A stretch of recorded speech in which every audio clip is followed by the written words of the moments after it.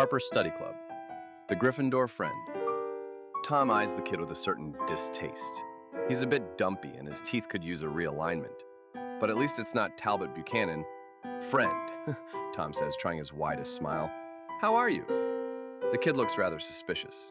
Perhaps because he's currently flanked by 6 Slytherins, a few of which aren't happy to see him. Riddle, the kid says back. What do you want? Ah, a direct guy, not the worst possible outcome, but how to gain his trust. Tom has never been too good with that. He thinks to himself, what would Professor Dumbledore do in such a situation? He remembers a direct quote from The Alchemy of Life, which credits his mentor for saying, "Love conquers all."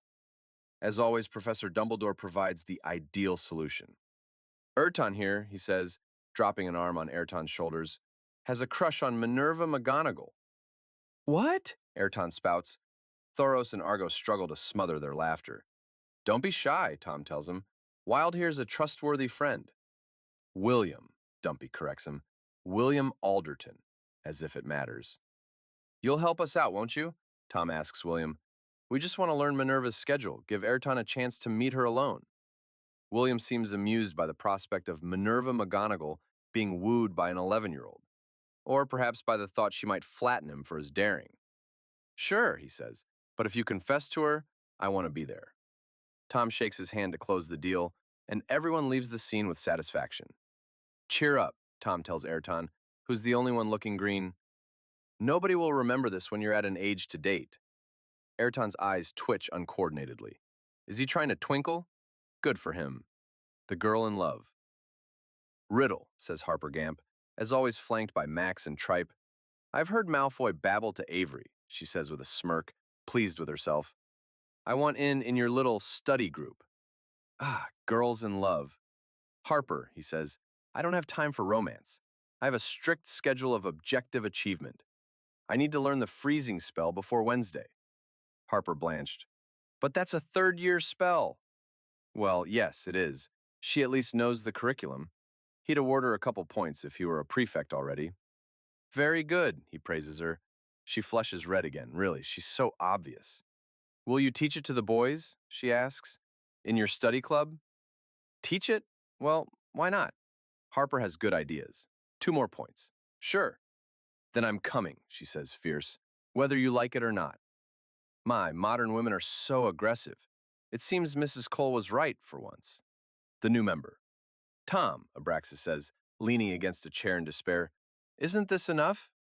Abraxas's fire-dwelling salamander scurries away from its bowl and falls onto his bed, setting the pillow on fire.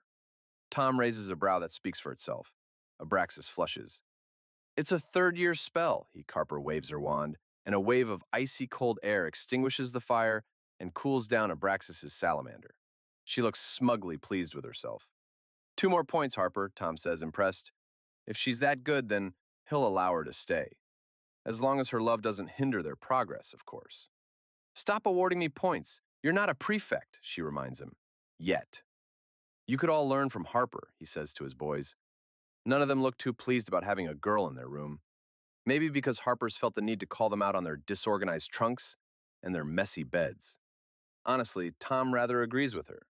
Yes, perfect, Harper, Thoros says, looking grumpy. He's not used to someone else being best after Tom. Now you can cling to your second spot in class. You must be happy, he tells her.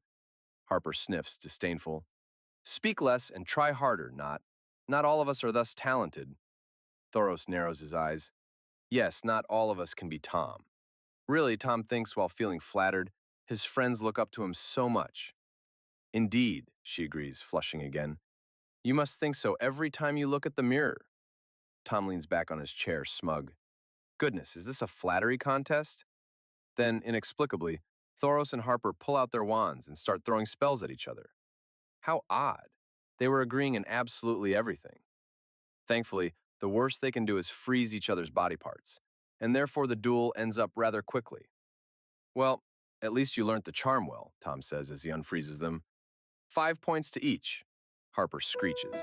The greedy girl must have wanted 10.